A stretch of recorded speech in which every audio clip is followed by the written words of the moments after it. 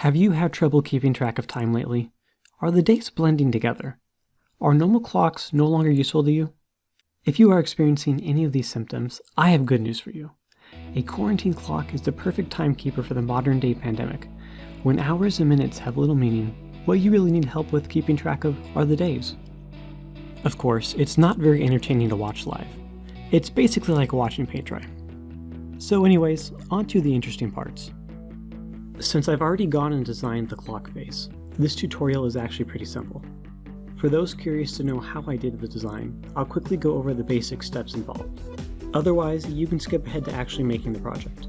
For materials, this project doesn't require much, just some plywood to make the clock face, wood stain and finish, the actual clock mechanism and clock hand, and for the tools and software, I used Inkscape to design the clock face, and a laser cutter to actually make it.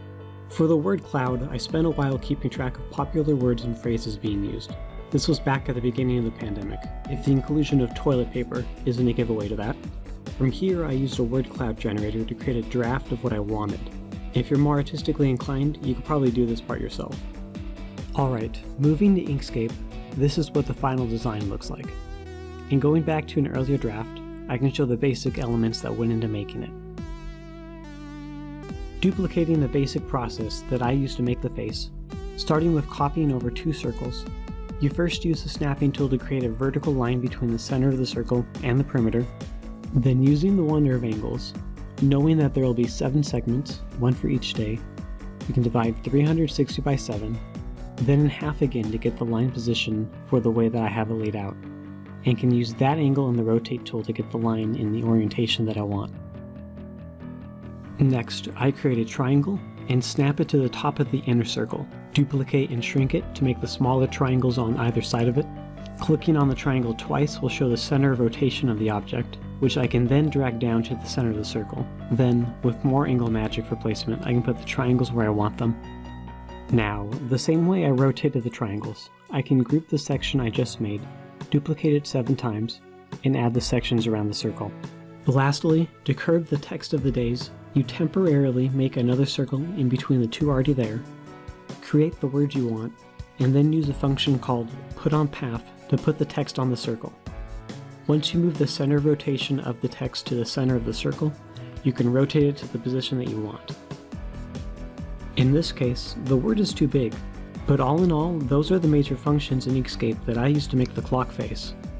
Now we can actually make the clock. The laser cutting process is pretty simple. I rastered the clock face design onto the plywood and then cut it out. If you want more contrast with the lettering on the clock, I recommend using a stencil film during the rastering. This will allow you to paint just the text a different color before taking the stencil off and staining. Next up is staining and finishing. I tried out 2 different wood finishes, one lighter and one darker, to see how it would turn out. And then after it dried, I applied a layer of polyacrylic finish. With the clock faces complete, last up is getting a clock mechanism that is for a 7-day clock, not the normal 12-hour.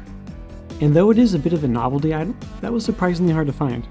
The only place I found them were on eBay, and because I didn't like the hand that the clock came with, I got another hand for the clock. But that's pretty much it. I can't really complicate the process more than that. I hope you enjoyed the video, and if you did, please consider liking and subscribing. I'm still learning the video making process, but I like sharing projects and hope to do more project videos like this in the near future. Thanks.